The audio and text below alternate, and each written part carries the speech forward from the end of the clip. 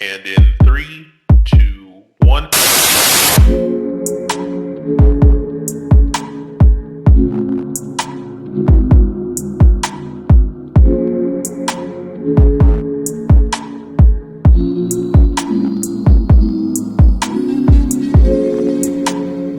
You are now listening to the Lapsed Graps podcast.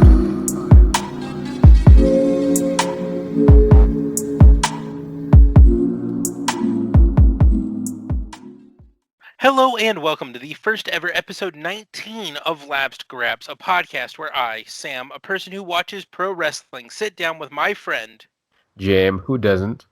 and we discuss the wacky week that was in professional wrestling. This is a big week.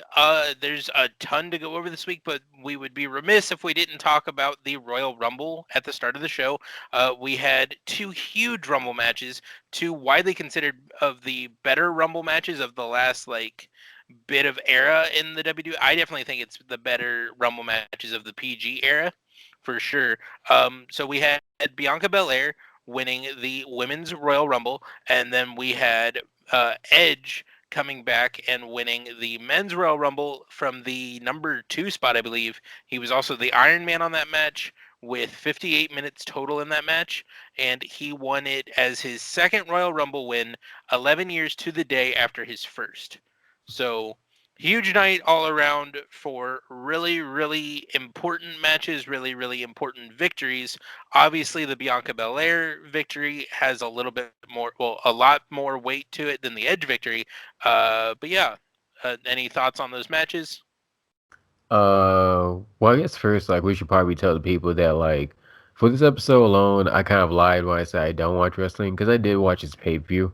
I kind of got talked into it as, a virtual watch party thing, and I started from Sasha versus Carmella until the very end, and talking about those two matches, the two Rumble matches, I do agree the Bianca Belair match holds more weight, not just because it's an actual young wrestler getting like a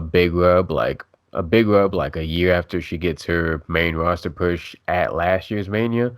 Because you were telling me right before we got on the air that this is only the second black person to win a Royal Rumble, which in the 35 years there's been Rumbles in existence. That's a nut stat to me, but nonetheless, it's also just a big stat. So I'm glad that she got the chance to kind of etch herself in history in that regard. It makes me excited to see Mania as far as just to see who she faces. Because first off, I have this might be a hot take, but I have a good feeling that she might face Sasha Banks for the belt. If that's the case, I'm gonna be super excited for Mania. That's the one match I'm super excited for so far. And with Edge, I'll admit the men's rumble did really excite me that much. And I think this might be disadvantage of having two big match styles of the same ilk in the same night. If the one starts off as a huge high, the second one is gonna it sets itself up for disappointment, and expectation was so high for the first one that the second one didn't really hit as hard. No, absolutely. It was definitely a case where if the WWE had gotten out of their own way and allowed the Women's Royal Rumble to headline the event, I think a lot of people would have been coming away with a much better taste in their mouth as the event ended, because the Edge win is big and it's historic and it's important, yes, but the Bianca win is just on a whole different level of importance, not only to the brand and the overall booking of WWE as a product, but the fans. I mean, the Slack channel that I'm in with all of the writers for Daily DDT exploded when Bianca pulled out that victory. And there was some excitement around Edge because, we're all old and we all like Edge and we all remember him when he was big 11 years ago. But it wasn't nearly that oh shit moment, that wait, are they, because she's got that whole thing where she comes in early. I think she was third or fourth in the Rumble this year. So she's in there early and she's got a couple of spots where it's okay, they're gonna get rid of Bianca here and that sucks, but it'll be okay. And then she fights through it. She's able to make it around. And then she's got that moment with Charlotte, where they're both like hanging on the side there, and they're both like sitting there watching each other, like kind of testing the waters on the outside edge of the ring on the apron. And Bianca just looks at her and goes, "I don't know you like that. Get in the ring." And then rolls in after her because she doesn't trust that Charlotte's not going to grab her and pull her out, which was incredible storytelling in that moment. And it's such a more impactful win than Edge's win because Edge has been there before. But we're watching a young superstar that is getting the rocket strapped to their back and sent to the moon. I mean, she debuted on the main roster a year ago to the day of this event, and she's a Royal Rumble winner. I don't see how they take her out of Mania without the title, and I agree with you. I think it's going to be against Sasha for the title, and that's going to be an insane match, especially if they do the right thing and they let them headline again, because that'll be the first singles women's match in Mania history to main event and the first all black wrestlers match to main event WrestleMania. That would be a huge thing. WWE would be leaving so much money on the table if they walked away from this. I don't see Edge and Roman. It doesn't get me excited the way that Sasha and Bianca does. Edge and Drew definitely doesn't get me excited in the way that Sasha and Bianca does. Mostly because I think Edge has more interesting storylines to go through and more interesting stories to tell than, oh, Roman's got another title shot at, or I've got a title shot against Roman at WrestleMania. Roman's in another WrestleMania main event, or even the Drew story. Because while I do think you could have the emotional impact of Drew losing his title at WrestleMania a year to the day after he won it the first time, I don't think you give that shot to Edge. I think that's where you put in someone like a Damian Priest who made his main roster debut this week, or you put in a different NXT guy. Like maybe that's how you debut Adam Cole on the main roster is, Drew comes into Mania. He's got no challenger. Oh man, I'm in WrestleMania. I'm the WWE champion. There's no one to challenge me. And then you hear that music and you get all of the Undisputed Era guys down there, and it's boom, and it's Adam Cole, and he shows us what Adam Cole can do. And now I'm excited for that match, but I'm way more excited for that match that's not going to happen, frankly, than I would be to see Edge and Drew kind of sort of mix it up in the ring. We are going to jump into Monday Night Raw, which opens with a promo from Drew McIntyre basically complimenting Edge on the fact that 11 years ago when he was a fan, and in the WWE for his first run, he sat in the backstage and he watched Edge win the Royal Rumble, and he thought it was incredible, and he thought he was the best wrestler in the world, and seeing him last night made him know that he was the best wrestler in the world still. Edge comes down and basically tells Drew McIntyre to shut up and that he's soft for complimenting him, that he needs to stop being so worried about being friends with everybody and start worrying about the target that's on his back as the WWE champion, which I agree. If you're champion, don't sit there and compliment the guy who's probably going to call you out for a title. It doesn't make any sense to me. At this, Sheamus takes issue, which I forgot that Sheamus and Drew were buddies. Like they've done nothing on Raw together in the last couple months. They've not really interacted at all, but they're friends. And so Sheamus comes down and gets like directly in Edge's face, basically trying to goad him into a fight, just giving him all kinds of shit. Edge, grabs the mic again, reminds them all that they need to watch out for the targets on their own backs, gets out of the ring and walks away. And at this point, Sheamus comes sprinting across from the other side of the ring and Brogue kicks Drew McIntyre directly in the jaw, laying him out. Friendship over. He wants a WWE title shot. It was an okay segment. What do you think about that segment? I feel like I'm more excited about the prospects of Drew versus Sheamus than I am about the segment. Like the segment itself, if I didn't know the context of their history, then I'm not excited for Sheamus versus Drew McIntyre, but understanding that they've known each other since basically they were rookies in the business, knowing how close they are, I feel like you can get a great brute mean guy match out of those two. Especially, and even with their history, it may develop into an interesting story. But right now, like with the segment, like nothing's really jazzing me up, especially if this is supposed to be foreshadowing for Drew versus Edge, which again, that doesn't excite me too much. Yeah, no, and it definitely does because Edge during the promo starts talking about the title that he never lost, that he won and he never lost, which is the WWE Heavyweight Championship. which was obviously transitioned into the Universal title, but everyone kind of ignores the fact that the Universal title was a title before it was the Universal title, and just kind of gives that lineage to the WWE title, including WWE themselves. So it's starting to feel like maybe Edge is just going to come after Drew, which will be an okay match. It might even be a good match, but it's not a match that I'm going to be like, oh, I have to see this. So I think giving the Sheamus misdirect and being like, no, you have to beat me before you can think about going after him, because I know I can have a great match with Edge.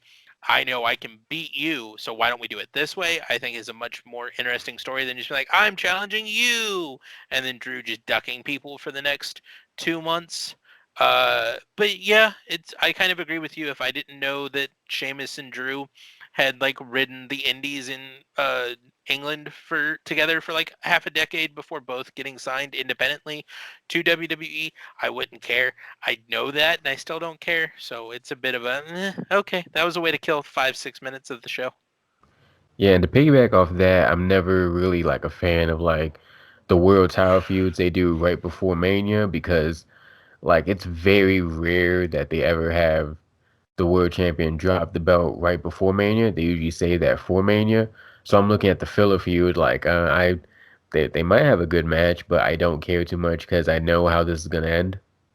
Exactly. And especially with this feud in particular, it's like, well, Sheamus, you've been his friend for 15 years. He's had this title on his second reign for almost 6 months. Like, why are you waiting until there's someone who has a guaranteed title shot to lay your claim to your title shot that you feel you deserve? That doesn't make any logical sense, and we know you're not a stupid guy, so what what's going on here, man? Like, it logically through kayfabe, it doesn't make sense that Sheamus would wait until Monday night after the Royal Rumble to basically say, you know what, screw this friendship, I'm just gonna blow it up and try to get the title. But it's WWE. If you're looking for logic, you're looking in the wrong spot. And that'll jump us over to the other WWE program this week, which was NXT.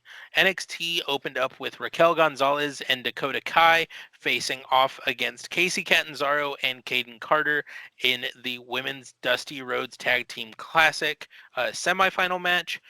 This was a really interesting match. Casey Catanzaro has really been hitting on all cylinders lately and just didn't on this one. I don't know if she got hurt backstage or what was going on, but there was a lot of like Raquel and Dakota and even Caden kind of covering for her. It was very reminiscent of her initial NXT run when she got a lot of hate online and was kind of considering quitting the business altogether right after her debut in the 2018 Women's Royal Rumble, where she kind of had the Naomi spot where she spider monkeyed up the outer beam of the ring. But yeah, no, it looked like old Casey, which I'm not. I don't know. It's weird. I know she's great. I know she's been doing a lot better, but this just didn't hit for whatever reason. So hopefully, whatever it is was a temporary thing, and she's over it. But Raquel Gonzalez and Dakota Kai pick up the victory to advance to the finals of that tournament. Well, that's too bad to hear that Casey had an off night. 'Cause, like, I'm not sure if it's a case of me not being super familiar with her work during her initial NXT run, or if it's a case of just because she wasn't hitting on all cylinders back in the day, like those matches didn't leave an impression on me. But I do remember just how athletic she was during the Royal Rumble, and she was great in that. So if she's somehow like digressed, or at least at the very least just had an off night, then that's disappointing to hear. But if nothing else, I'm glad to hear that Raquel Gonzalez and Dakota Kai are progressing in the tournament. Like Raquel Gonzalez especially, like she's got tons of potential. So hopefully they can take it all the way. I forget who else is in the tournament. So who else is in the tournament? Well, we don't have to like go through the whole tournament now I think about it. But So the active teams right now are Raquel Gonzalez and I just lost Dakota Kai, Shotzi Blackheart and Ember Moon, Marina Shafir and Zoe Stark, and Candice LeRae and Indy Hartwell. okay, So go. right now we're dealing with 4 total teams. No, five total. That math doesn't make any. Anyway, it'll make sense in a minute, I hope, but that math doesn't make sense to me in my head as we're sitting here. Okay. Well, hearing those names off, I'd stand by that. Raquel Gonzalez and Dakota Kai are my picks to win it. So, you know, I figured out what went wrong. So they are doing the women's Dusty Rhodes Tag Team Classic very strangely. They're doing a match every week on 205 Live and then another match on NXT. So you have a match on 205 Live that's usually a week behind NXT because 205 Live gets recorded after NXT, and then you have the match actually on NXT. So the match that took place on 205 Live this week kind of narrowed them down to the semifinals, which will take place on NXT this coming Wednesday, and then the match that took place on NXT this Wednesday was the semifinal for the other side of the bracket. So one side of the bracket is always a week behind. That's why that math didn't make sense in my head. that's so weird. Why do they have a like one match on 205 Live? To get people to watch 205 Live. That makes Because I sense. haven't watched 205 Live since Enzo was released, and I've been watching it every week to see what match is going on. Because as much as I love to hate on Enzo, he was damn entertaining. And now Yeah, I can see all my like favorite flippy boys from 205 Live over on AEW, so why bother? yeah. At least the 205 line thing worked, I guess. It's got you watching now. Yeah, it's one of those things where it's like, man, I was really confident like a year and a half ago that that brand was getting shut down. Even wrote about it, and it's still hanging on. They can't be making money on that show, but I mean, they're definitely not making money on NXT UK. So, but they've got both of those around still. So who cares? They don't have my money, so hopefully they got somebody's money. Yeah, exactly. Which actually, do you want to circle back and like do a news thing? I completely left it off the top. Yeah, we can do it now. Okay, cool. So news. Let's jump into it. Peacock, the NBC streaming service, not reportedly, confirmed, buys the WWE Network, all of their library and their technology for $100 billion.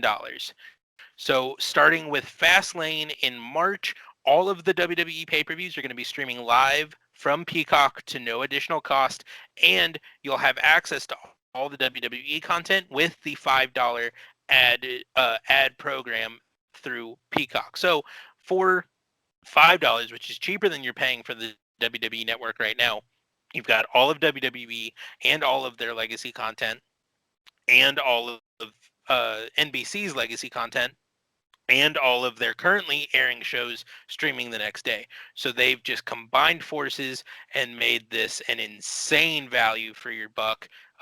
People got pissed online, which made no sense. They're like, "Oh, you're taking my wrestling and putting it on some normie streaming service. Blah, blah, blah. I'm not paying for Peacock." And it's like, okay, that's a decision you can make, but for $5 for all the wrestling I want and all like the Office that my wife wants that I don't give a crap about, sure, take that $5. That's fine.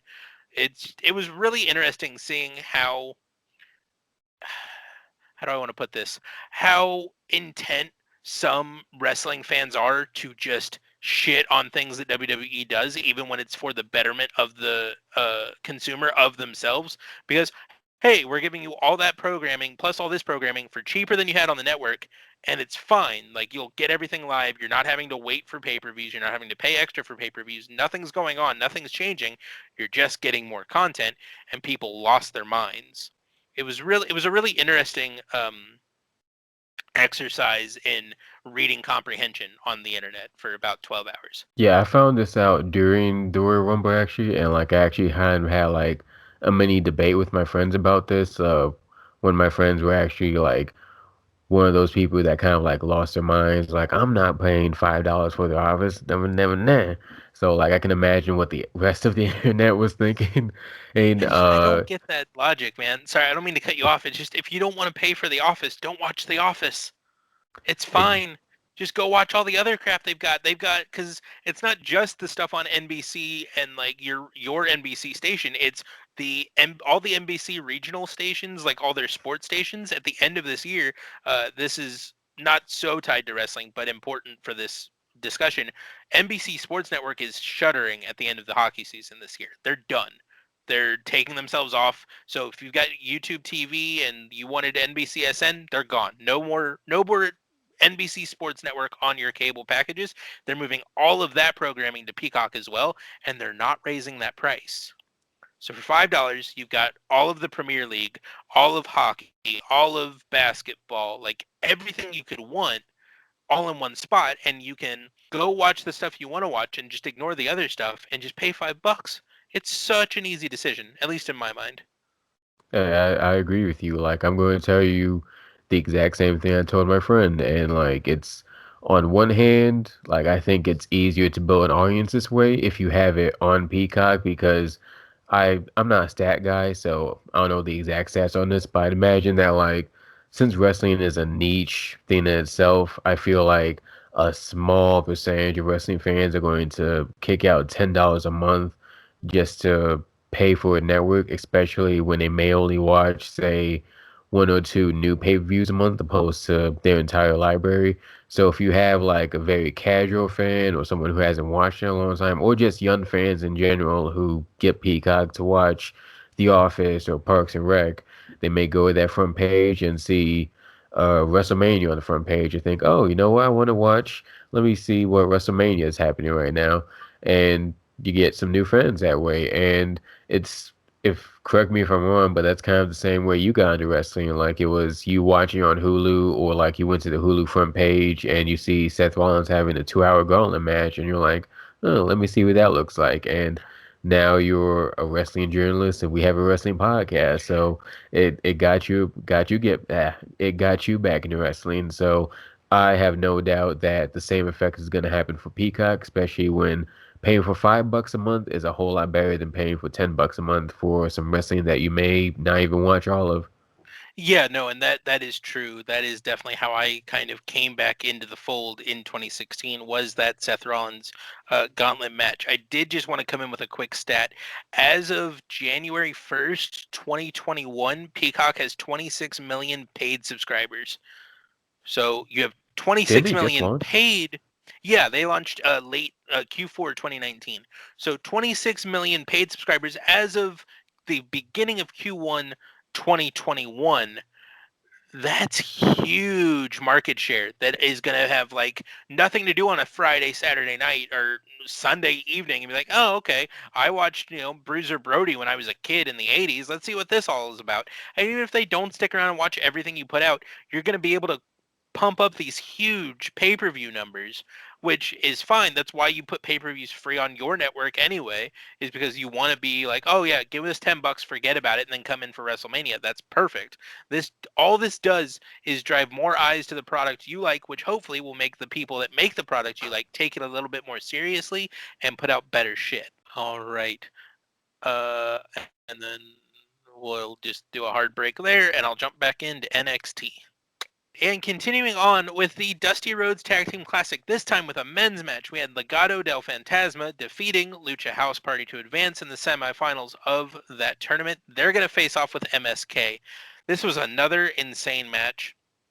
This is one of those that like really cements to me that Lucha House Party are getting a huge push because they had a fantastic and competitive match with the Hurt Business. They had a fantastic and competitive match with Legado del Fantasma.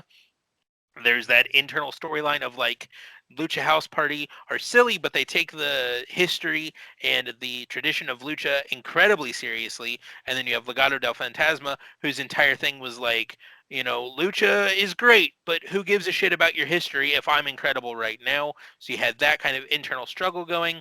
This was a beautiful match. It's another one that you should absolutely seek out if you haven't. It's fantastic. I can't wait to watch Legado del Fantasma face off against MSK. Those flippy motherfuckers are going to have an insane 20-minute fight where they barely touch each other, and I won't care. It'll be amazing. MSK is still a stupid name. I still hate that name. Give them some kind of weird play on the Rascals name. Let them come out to the ring with joints. You're letting people smoke backstage anyway. Just let them be themselves from Impact, just a little bit more polished. That's all I ask. But either way, Flippy Boys are going to do Flippy Boy shit, and I'm excited. And you gotta love the Flippy Boys. Quick question.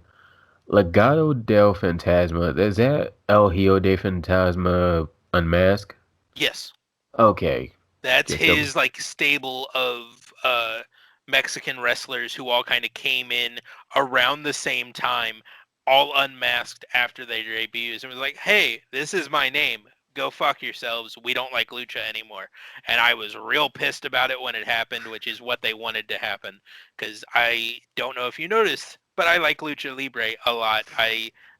Being down in Texas, Lucha is like a main component of our indie wrestling scene. Like, you might have a couple of English-speaking events during the non-pandemic time a month, but you're gonna be able to go to any country bar in the state and find Lucha somewhere. It's just how this place works, and it's so good when it's done right. And I was really, really angry because Phantasma is legitimately part of, like, he is the Cody Rhodes of like Mexican wrestling. Like, his name has that much weight in that scene, and the fact that like they handed him enough money that he could be like, yeah, fuck my family name, who cares, pissed me off very deeply and hurt me very deeply, which is what they wanted to happen because now I'm invested in watching him lose every week. But he doesn't, he wins, and it's frustrating.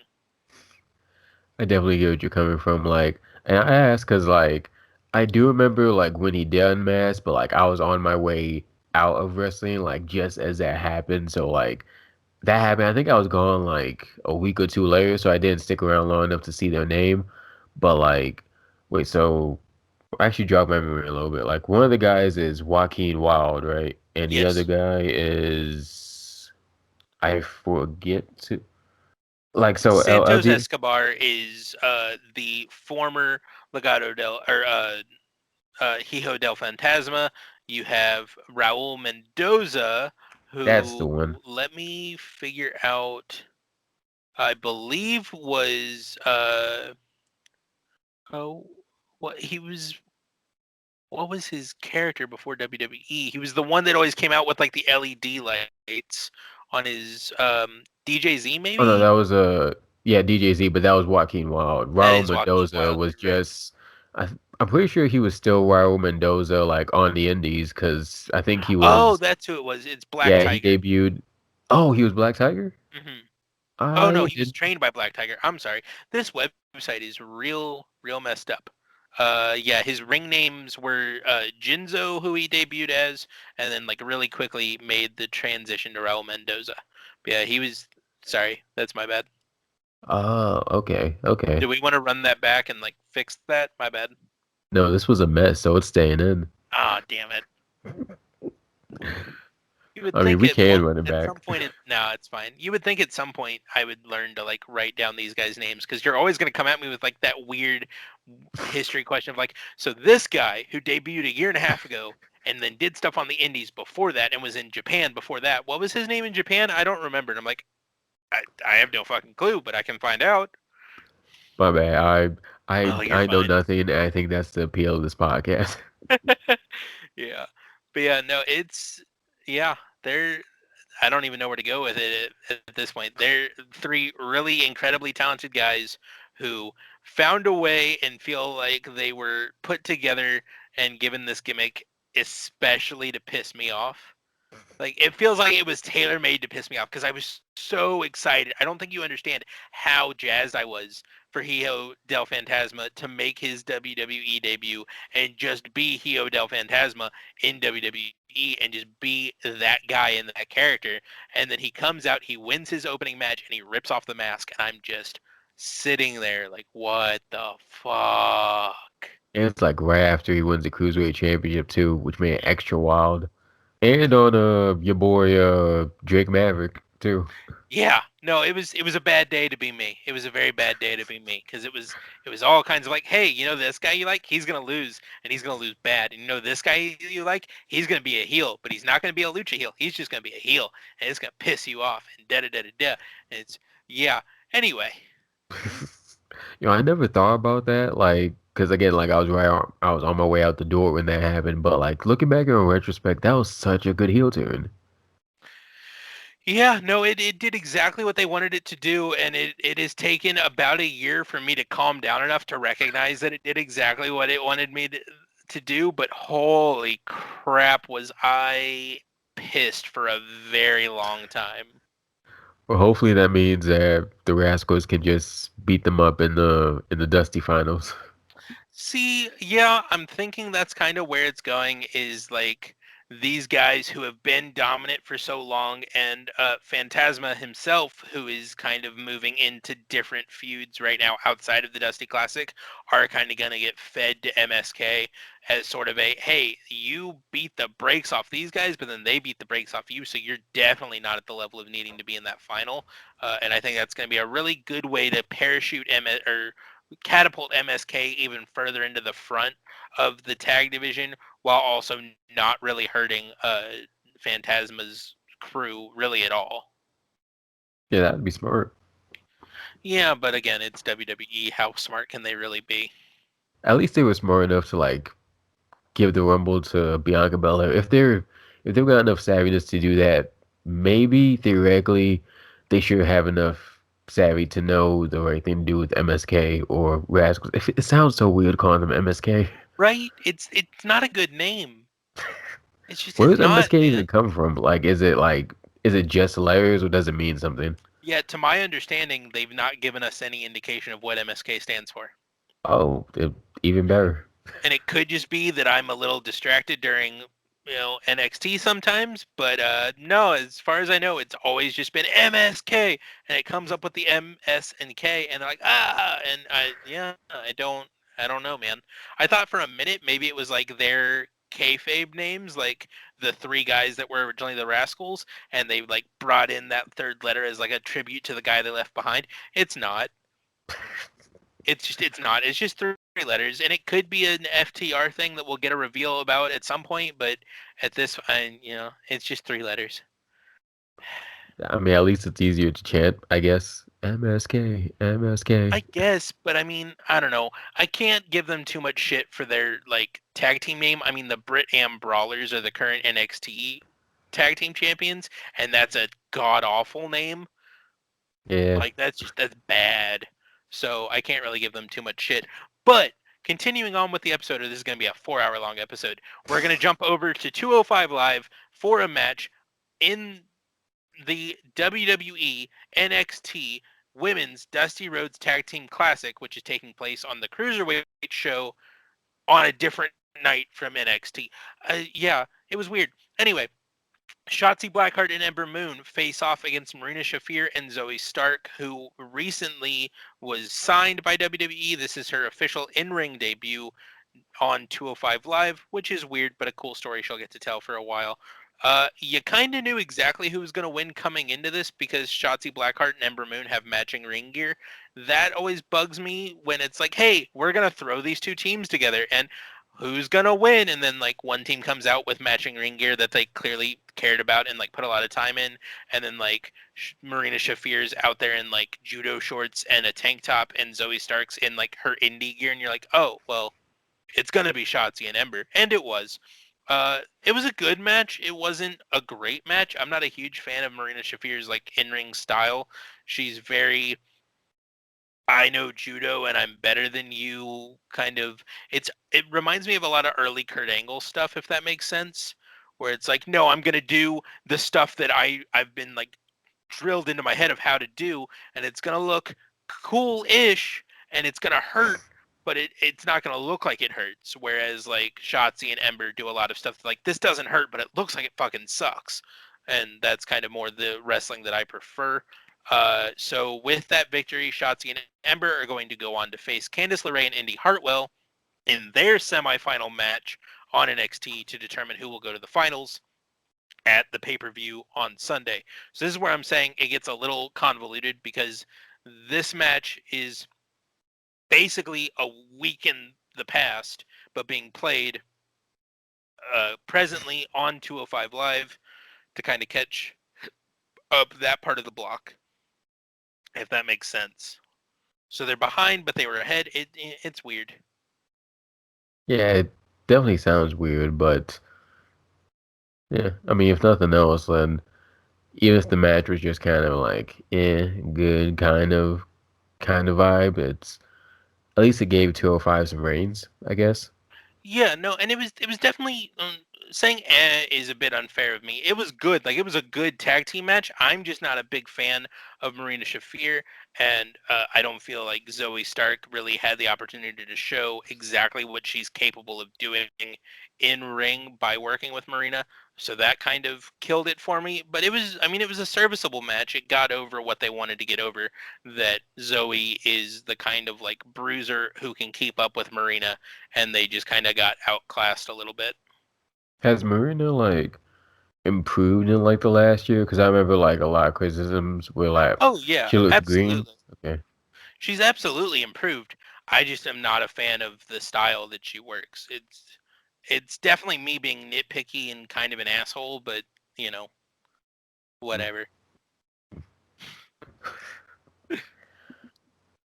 All right. And we're going to jump over to an out of the ring segment. This was really cool. We got insight into Tian Sha. We talked a couple of weeks ago about Xia Li and Boa, who have kind of both gone through a period of losing. And there was a segment where Xia Li and Boa were under the not under the ring, but under like the bleachers in the performance center, and Boa was like tied up, and Xia Li was just punching and kicking him like in the chest and in the stomach, and like he was bleeding out of his mouth, and she was crying, and there was someone in the background, like shadowy figure, being like again and again, and like training her and teaching her how to like turn off that part of her brain that cares. It was really cool. We did talk about this. I swear to God, we did. I don't remember this at all. Okay, it might have gotten cut for time, but I swear to God, we talked about this because it was dope. We finally have a little bit of insight into who this is. Her name is Tian Sha. She's the leader of their little stable. According to NXT, this is all directly from the promo video package that was done, which is very well done. She is an ancient warrior princess who is thousands of years old and was trained in the art of professional wrestling by a dragon after she killed her brother, who killed her father to take control of their kingdom.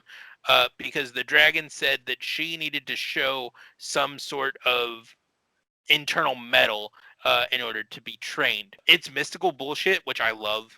I love the, well, it's TV and it's wrestling, so fuck it. She's 3,000 years old. Who cares? I love that shit. It really it hit a spot deep in my soul because we spent the last time we recorded quite a bit of it talking about Lucha Underground and how good that show was, and then they gave me this. And they're like, "No, don't go back to the old things. Stay with us." I was like, "Yeah, okay, I'll stay with you." It was so cool. No clue who's playing Tian Shaw or if she'll be an in-ring presence at all. She's very cool. She's got a good look. It's a very closely guarded secret, which I kind of respect WWE for still being able to be like, hey, she's been in all these promos. You haven't seen her face, and there's been no leaks about who's playing her. I really dig that. You know what? I got as wacky as that sounds, I gotta give props to WWE for just leaning into the wackiness because like I love stuff like that too, but I wouldn't expect that from WWE or especially NXT, which always been hyped up as like this is a serious wrestling show. You watch Raw and SmackDown for the silliness, but this is just all about the wrestling. And then you turn on All About the Wrestling show and you get this ancient warrior dragon lady like that. That sounds like something I'd see on Impact Wrestling or Lucha Underground, for example. But like the fact NXT is willing to like do something so goofy like that, Hmm. props to them. Like good, bad, or just weird. Like props to them for trying something different. Absolutely. So there are two things that made me really happy about that statement. One is that I get to use a really long looping transition, which you will see in just a moment. And the second is that you said that WWE decided not to take themselves too seriously, which was immediately back-ended by after the promo, Beth Phoenix comes on because she's the third chair commentator and she goes, we're really supposed to believe that she's 3,000 years old? I mean, come on, give me a break. And it's like, you're a commentator on a wrestling show. Shut up. I love Beth Phoenix. She's a very talented commentator.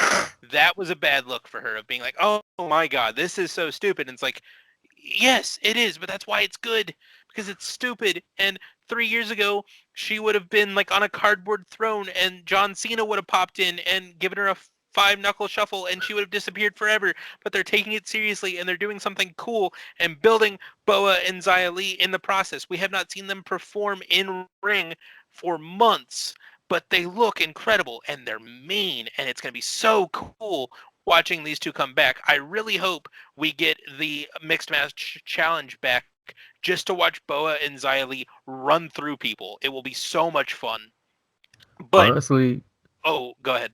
I was gonna say like as a member of the Beth Phoenix Defense Squad, like I gotta like defend her a little bit just because like I feel like that would just be hilarious. It kind of reminds me like I feel like it's like a very natural reaction, so I don't hate it. It's kind of like I don't know if you ever played this, but Silent Hill 2.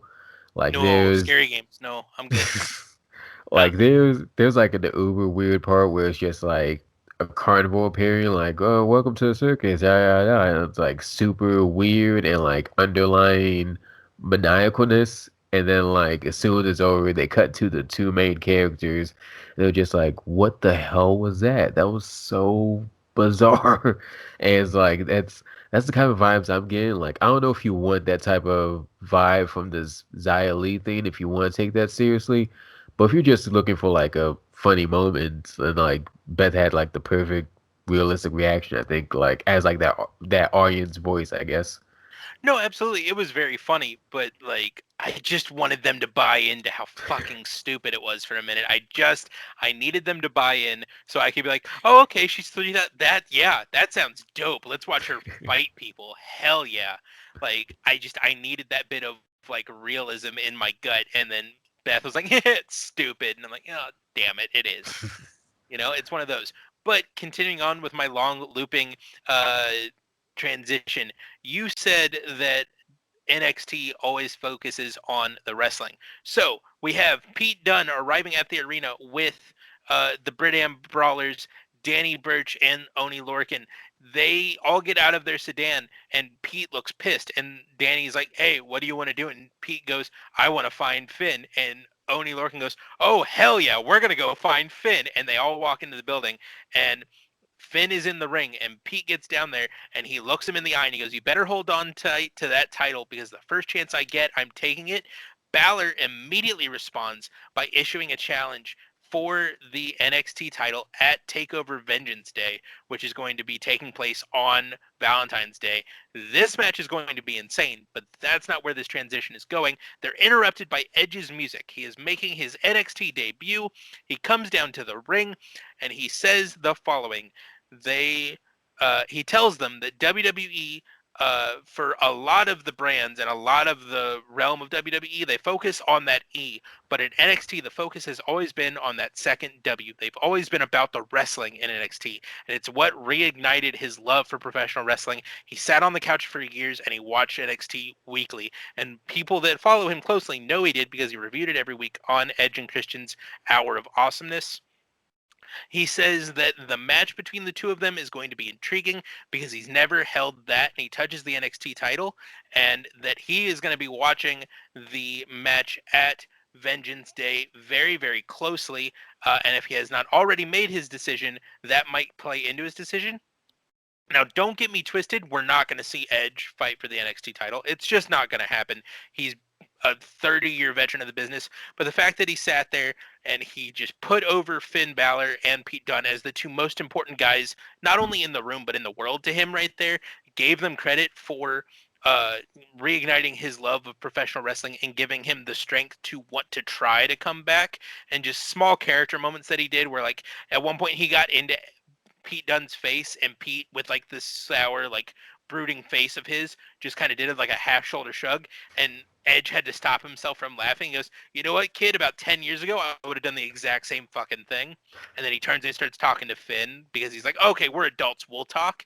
It's such a cool moment, and it's just it really shows that Edge has not been bullshitting for the last 10 years. He grew up a wrestling fan. He grew up where all he wanted to do was come out and work in front of crowds every night. And I'm, as much as I'm trepidatious about the fact that they have people in the Capitol Wrestling Center again, I'm really, really happy that Edge is able to like get in front of actual fans and not having to use the last couple years of his viability in front of television screens. Okay, I didn't know they brought back fans. All right. It's a very small crowd, but yeah, they're there. Okay, and I definitely get what you're saying. Where you're saying like Edge versus Finn Balor sounds very unlikely, But in hopes of at least not pumping my own bubble, I like to think there's at least a small, very small chance that could happen. Because polar opposite to Edge versus Drew or Edge versus Roman, the idea of Edge versus Finn really gets me excited. Like I'm not sure what it is about that matchup, but like maybe it's because it's a matchup that I never even thought of before. But that sounds super exciting. Like I'll put that right up there with Bianca versus Sasha as something that would get me to tune into Mania, to be honest with you. I hear you. The only issue with Edge versus Finn is if Edge wins, you gave the NXT title to a 38-year-old Hall of Famer with 2 Royal Rumble wins under his belt, who's going to drop it in 3 months and then go back to the big boy shows. And if Edge loses, he's not going to be able to show his face on the big boy shows unless you're re-debuting Finn, which doesn't seem like something Finn's going to want to do. I really honestly think that tonight, as you're listening to this, Roman Reigns is going to call his shot for Edge and make that decision. I don't think they're going to let us get another week closer to WrestleMania without a clear decision on who he'll be facing. I don't think they want to run back the Charlotte Flair Rhea Ripley issues from last year where Charlotte came in and said, "Hey, I'm back. I want that title." And then so immediately outclassed Rhea Ripley that it was like, "Oh, that's why Charlotte's on SmackDown." So there is a brand disparity, and they had kind of broken up all that goodwill they had of putting them all on Survivor Series together, having them come in the Royal Rumble. I don't think they want to bring up those issues again. All right, so we're going to jump over to New Japan Strong, which I believe is making its debut on this program for a brief moment to say that Jon Moxley has made his return to a New Japan Pro Wrestling ring. So New Japan Strong, if you're not familiar, is filmed in the California dojo. So it's one of those, it's in the U.S., so it messes with people's contracts where you're not really supposed to be performing for New Japan on U.S. soil, but they're right there. They seem to have figured out a way to get him out of that issue with his contract. He comes face to face with Kenta, who is the briefcase holder for his U.S. title opportunity and basically the de facto U.S. title holder for the last couple of months, and delivers a paradigm shift out of nowhere, just laying him out in the middle of the ring. At that point, he looks down the barrel of the camera and reassures New Japan audiences that he will be back in Japan fucking shit up very, very soon. So this was a cool kind of return of Jon Moxley to New Japan. It was out of nowhere because definitely no one thought he was going to show up on Strong because of the issues with contracts there. And it laid a good groundwork for what is easily the best AEW card that I've ever seen. Like this is the best set of AEW matches that I've ever seen on a Wednesday night. It was so good. But before we get into AEW, any thoughts on Jon Moxley making his New Japan return? Well, first off, I think it's just super cool that they're still doing. Well, I'm not even sure if you can call it like a crossover thing, because I was going to tie into like the Impact stuff they're doing and like this whole like wrestling universe they created, like basically like a wrestling MCU thing. But like Moxley was already on the New Japan roster, so it's more of a return than a crossover. But either way, like this being like a year in the making, I'm glad that Moxley was able to that we're finally getting a payoff to that. You're smiling a lot, and I feel like I'm missing out on something right now. You'll see in a little bit. So jumping into AEW, we had the return of the tag team battle royal. So you've got MJF, Jericho, and Sammy Guevara, all members of the not the Undisputed Era, goodness, the Inner Circle, and then Caster, who is a member of the Acclaimed. MJF ends up eliminating Caster, so it's just the the Inner Circle all in the ring together. The thing that I really love, before we get into the finish, the thing I really love about AEW's version of Royal Rumbles with their tag teams is if you come in as a tag team and your partner gets thrown out, you're not immediately like, oh, well, darn, I guess I lose, and you have to get out of the ring on the other side. You keep going for your team. So you had 3 Inner Circle tag teams in the match at one point. Excuse me, sorry about that. And Jericho ends up eliminating Sammy Guevara from behind. So like MJF and Sammy are like, hey, I'm like starting to figure out who's gonna go out, and so they can like move on. And then Jericho just kind of grabs him around the britches and just flings him out. eliminating him from the match, which pissed Sammy off, but made for a really interesting kind of dynamic. So we're getting MJF and Jericho, the two top heels in the company, facing off against the Young Bucks at AEW Revolution. This should be a really good match if Jericho does not work very much. Has he become like a bad worker? I wouldn't say bad, but definitely slower. He's a lot slower, and he's got a little bit more around his midsection than he used to, and it's just he's getting old, and that's completely fine and natural and whatever. But if you're still getting booked into world title shots, you can't really afford to be old and be slow. Otherwise, people are going to start comparing you to, Hogan in '98 on WCW. Like that's not something that AEW can really afford. So as long as Jericho doesn't work very much, or if he does, he gets carried, it should be a great match. We get a little bit more story with them as the day goes on, but the next match in the card was Britt Baker facing off against Thunder Rosa in a singles match. Britt Baker ends up defeating Thunder Rosa, and Thunder Rosa has to be helped out of the ring by medical personnel. It's not clear if it was a cell. I think it was, but it's definitely not clear. This is easily Britt Baker's best AEW match to date. She really looks like she's finally back in the swing of things after breaking her leg and being out for almost a year.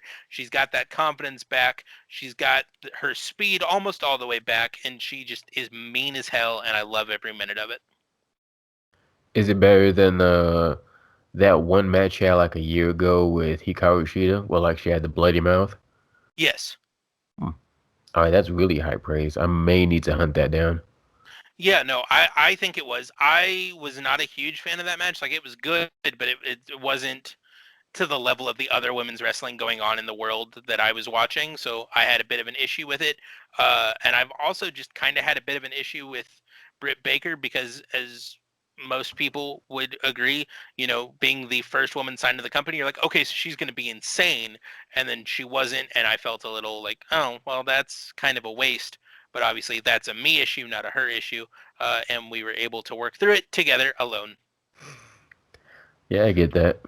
All right. They've also announced the women's single elimination title tournament. This is a really interesting idea they have. They're doing a Japanese tournament and a U.S. tournament with the finalists kind of matching up. So on the Japanese side of the tournament, you have Aja Kong, Yuka Sakazaki, Veni, Emi Sakura, Ryo Mizunami, Mei Suruga, Rin Kadokura, and Maki Ito. So basically, all of Stardom plus Aja Kong are just okay, cool, hell yeah. And then on the U.S. side, you have Serena Deeb, Riho, Britt Baker, Ty Conti, Thunder Rosa, Nyla Rose, Anna Jay, and Layla Hirsch. This should be really, really cool and really, really well done if they air it on AEW on TNT. If this becomes another thing that I have to seek out every week and watch on YouTube in clips and segments and spend 30. You okay? Yeah, I'm good. I just frog in my throat. If this becomes another thing that I have to search and hunt and peck through YouTube to find this 20-minute clip here and this 20-minute clip here buried in their very poorly organized YouTube channel, it's gonna fall off my radar really, really quick, and that sucks because the names they've announced for this tournament are insane, especially on the Japanese side of things. I mean, I don't know how you're gonna keep Maki Ito from cursing immediately, but they'll find a way. The thing that scares me is that the U.S. tournament stuff, which is going to be lower quality because it is. I mean, you've got some legends in Japanese Joshi wrestling, and then you've got the girls that are on the roster right now. On the U.S. side is going to take up time on the TV show, and then the Japanese matches are all going to be thrown on the YouTube channel, and then maybe you could see them live if you watch the Stardom event. I hope they don't do that. I hope they get the U.S. distribution rights for TV, and they put them all where they deserve to be on the actual program every week. Yeah, especially if the US block is ever going to actually interact with the Japanese block. You already have casual AEW fans who already are not familiar with the Japanese or Stardom side of the block. So you want to at least have that block serve as just like an introduction, so to speak. Then when that block actually works its way to the B block, the US block, you're actually like familiar with these wrestlers now by the time Maki faces Serena Deeb, for example, or Emi Sakura. That's a bad example because she was already in AEW.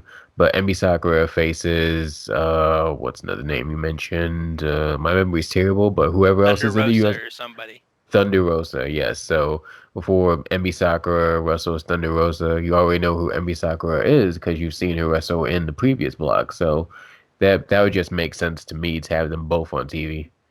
Yeah, no, I definitely agree. It and any other company in the world, I would say that's exactly what they're going to do because that makes sense. But this is also the company that put their entire women's tag team tournament on their YouTube channel, and you had no idea it had even happened. Like, and that was when you were still watching wrestling because I remember we talked about it in the Discord, or not in the Discord, in the Slack channel.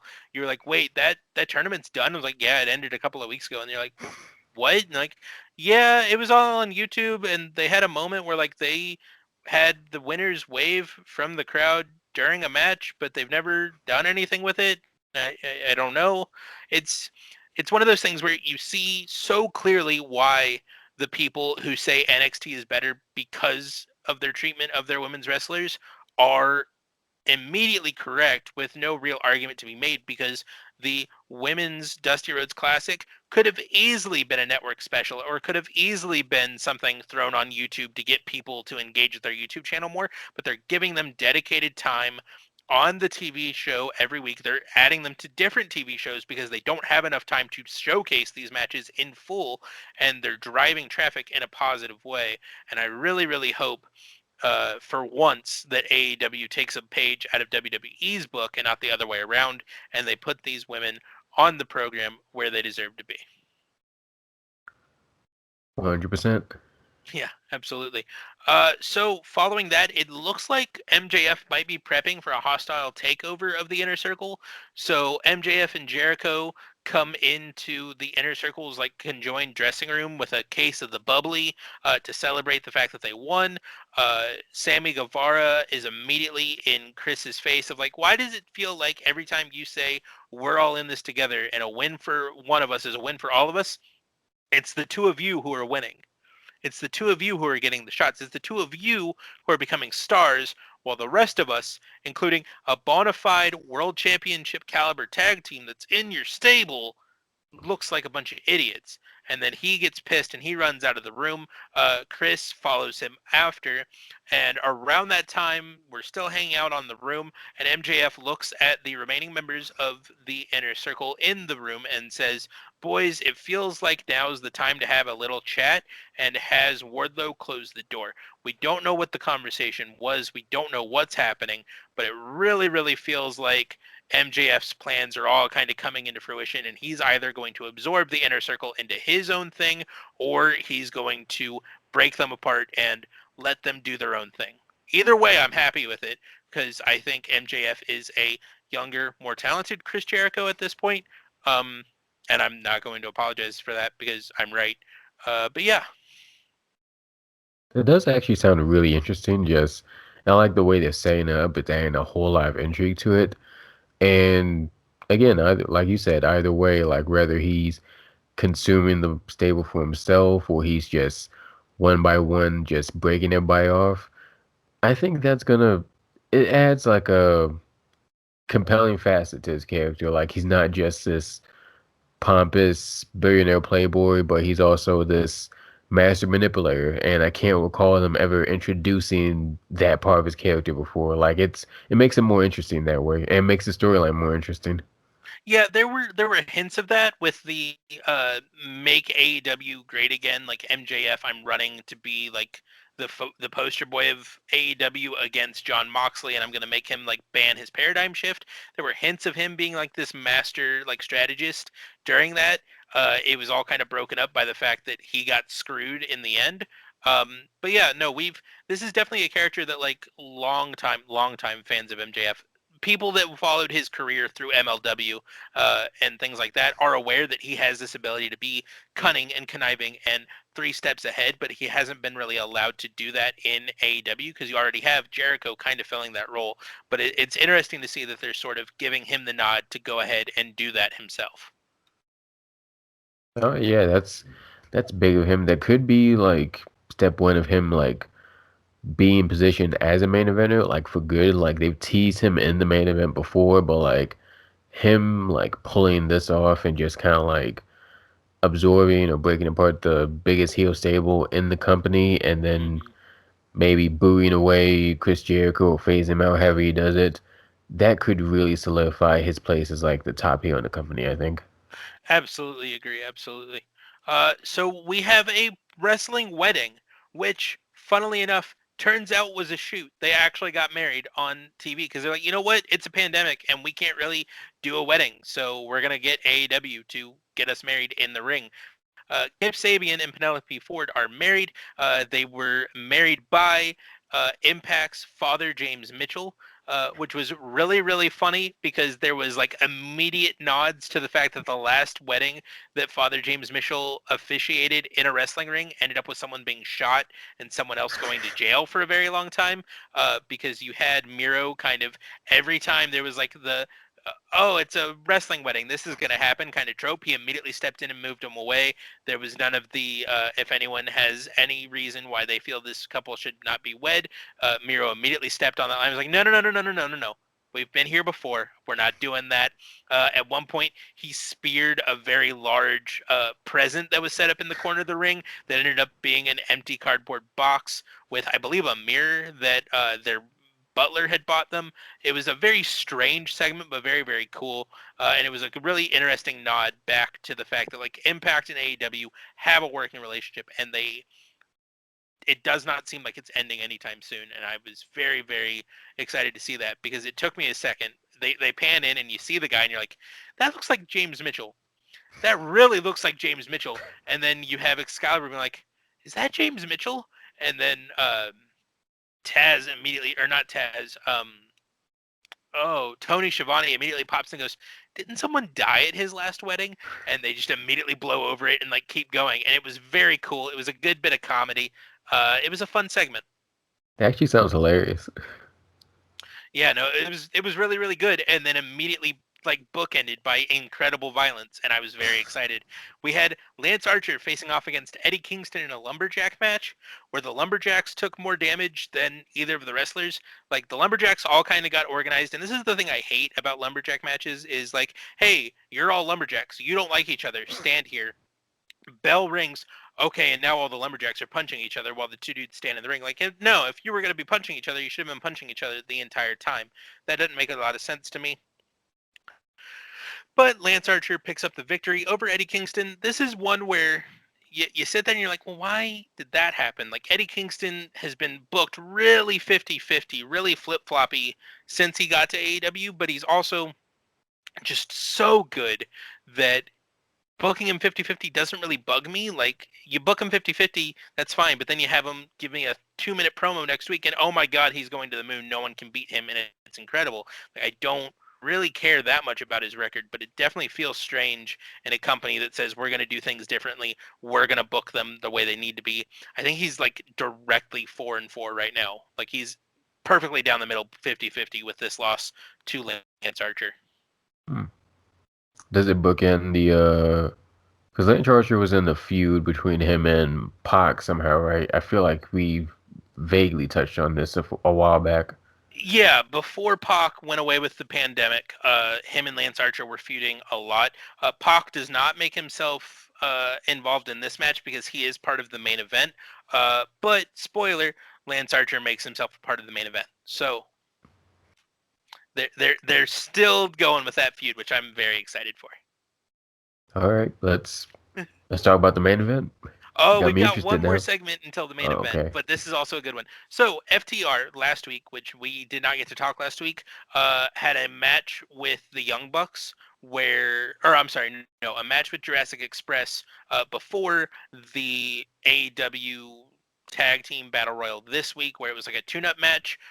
They beat the Jurassic Express, and then they just beat the shit out of the Jurassic Express following the match, like just destroyed them. Very heel tactic-y kind of thing. And then AEW, because they're AEW and they take things a little bit more seriously, banned them from the matches this week and said, no, you're not going to be in it. You're not going to get a chance to earn yourself a title shot after you do shit like that. That's insane. Absolutely not. So as retaliation for the fact that they were banned from the tag team battle royal, they kidnapped Marco Stunt, tied him up to a chair, and put him in their trailer. And this was you're smirking and being very confused. It was a fantastic promo because you had Dax and Harwood. No, Dax and Cash. It's Dax Harwood and Cash Wheeler. Dax and Cash sitting on the couch with Blanchard. What is his name? His first name. Tully? Yes, sitting on the couch with Tully Blanchard, who's working as their manager, and they were talking about how they're not bad guys. They're just put into positions where they have to do bad things, which is my favorite kind of heel. I hate the heel that's like, I'm evil because I'm evil, and it's fun to be evil. I love the guys that are like, no, we're just dudes making money so we can support our families. You guys put us in positions where we have to do shitty stuff, and it makes us feel bad, but we don't mind because we get the winner's purse at the end of the night. Like, that's the kind of like psychological dynamic that I really enjoy in wrestling. And so they drop that line of, we're not bad people, you make us do bad things, before they pull in Marco Stunt, who is just losing his shit. He's throwing his body around, freaking out, looks terrified in the eyes. I don't know how the guy didn't have bleeding wrists because he's just handcuffed to this chair. And it's such a cool moment of like, hey, y'all screwed us by us attacking you and us getting caught, so we're going to steal your little mascot guy. And maybe you'll get him back, maybe you won't. We don't know. But it looks like it's building to a match between Jurassic Express and FTR, which I'm very excited to see because those are two of the better teams on the company's roster right now. Okay, depending on how it was executed, it could be really good. Like on paper, like the way you were first explaining it, it kind of sounded like a comedy thing, just because like you don't see a lot of people get kidnapped in wrestling anymore. It But was, like, but it wasn't at the same time, if that makes sense. Like they acknowledged that it was hilarious while also maintaining the fact that they didn't find it hilarious. okay, I think I kind of get that. And like, depending on like how much they, I guess, punch up that kind of aspect to it, like the more serious side of that angle, that could be like a really good like high stakes pay per view match, depending on how they do it. Hmm. No, absolutely. I do think it's going to be, because neither of those teams have tag team titles. I do think it's going to be like an early card of Revolution kind of match, like a blow off to that feud, and I'm very excited for it because they've really been pushing Lucha Express, or I'm sorry, Jurassic Express. I always want to call them Lucha Express.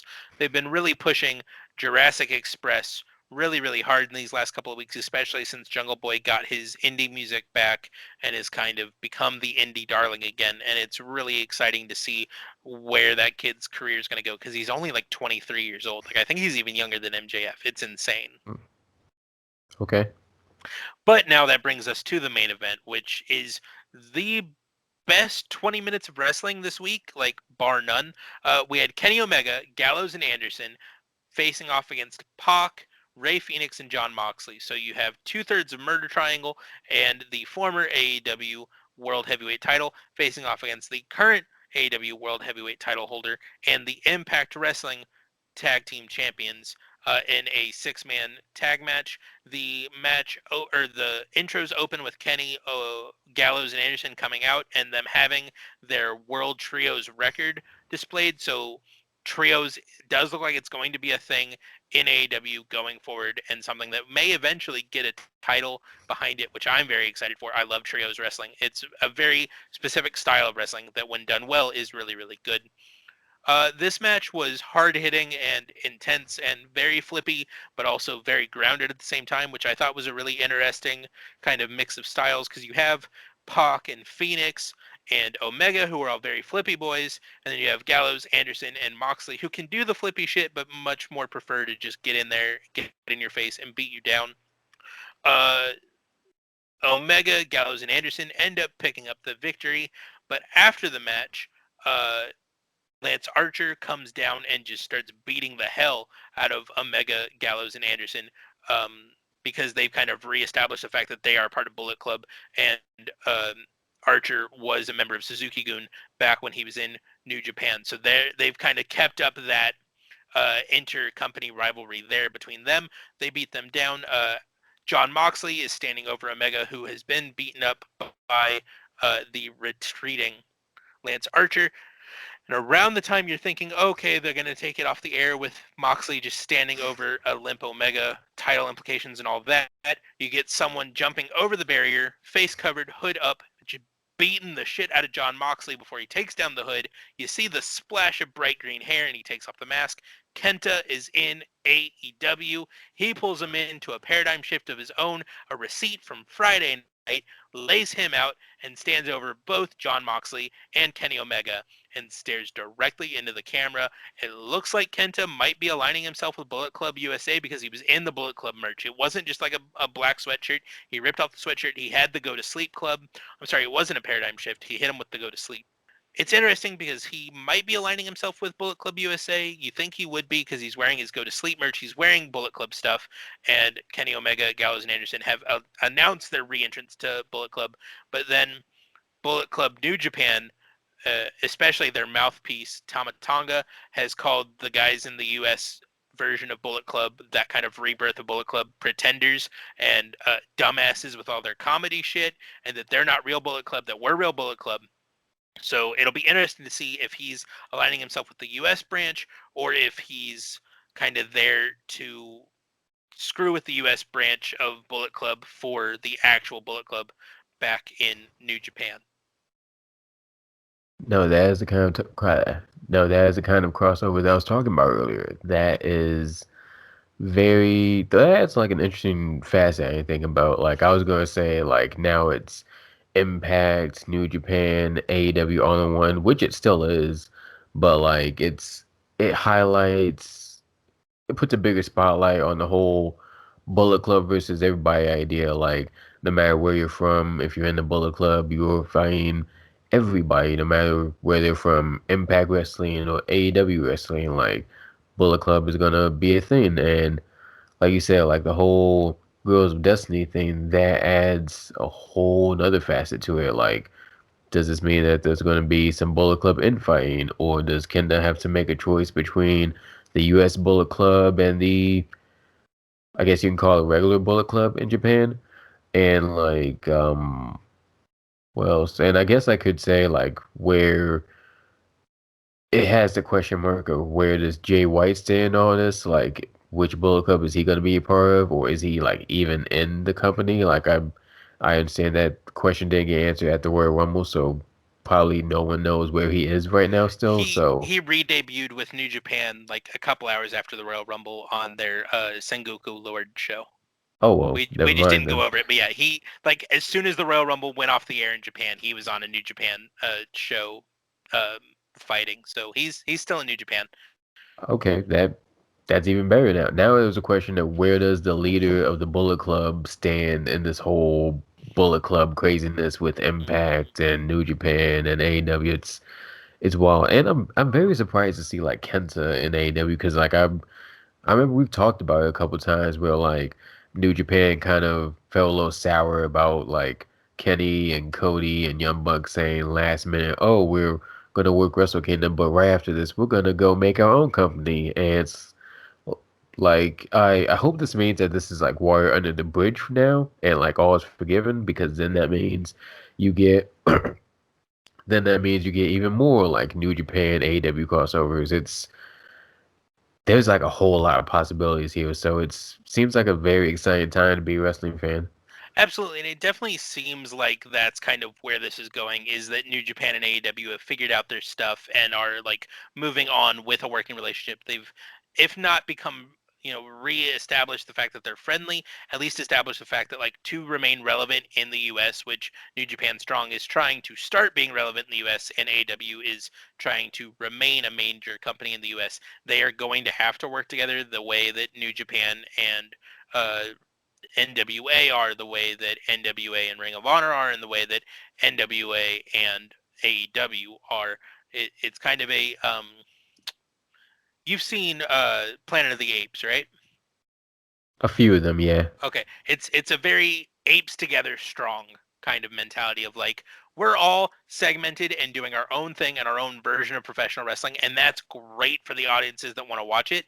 But if we want to not get run out of town like we all kind of almost did in the early 90s, or at least not be looked at as ridiculous kind of lame knockoffs of the big brand, the important brand, quote unquote, we have to join together. We have to fight this fight together as a united front. And I really feel like that's kind of where New Japan's going. So even if we don't get a Jay White in AEW, which I do believe is going to happen before the year is over, we'll at least get AEW guys more regularly appearing on New Japan Strong, and New Japan Strong guys like Carl Fredericks appearing on AEW. Speaking of which, Carl Fredericks versus well, anybody, but like Darby Allin or a Ricky Starks would just be insane, and I would love it so much.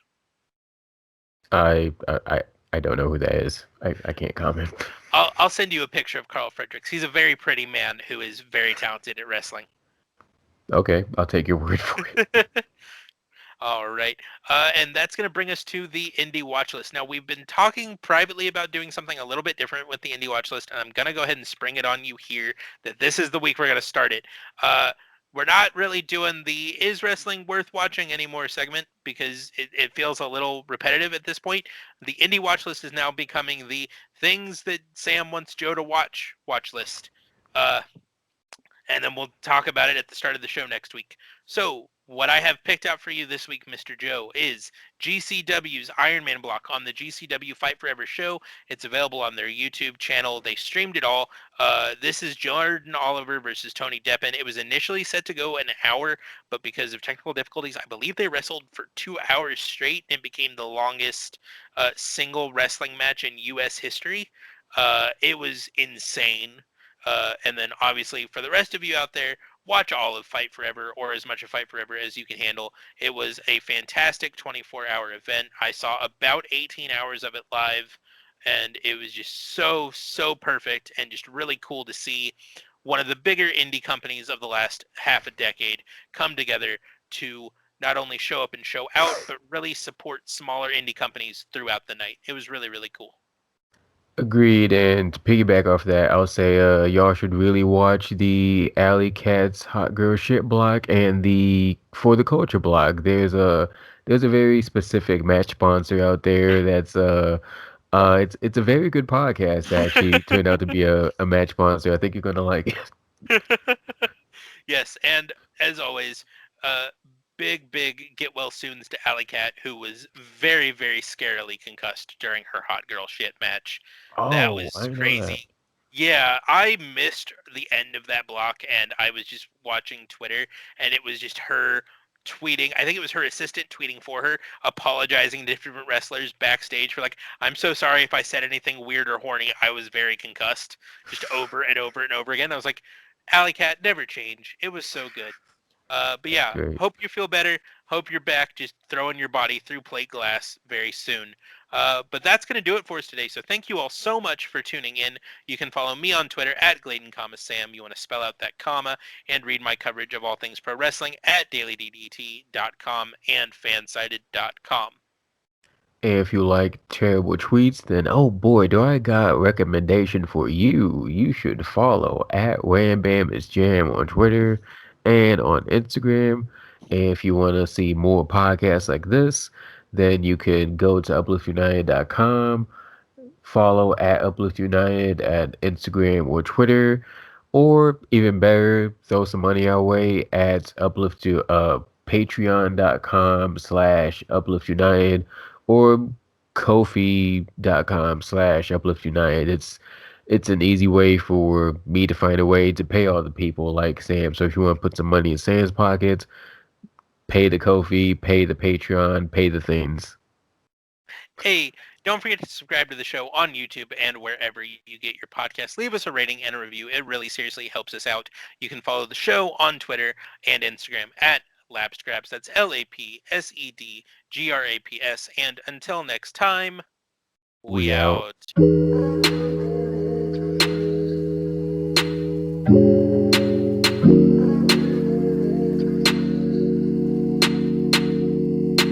you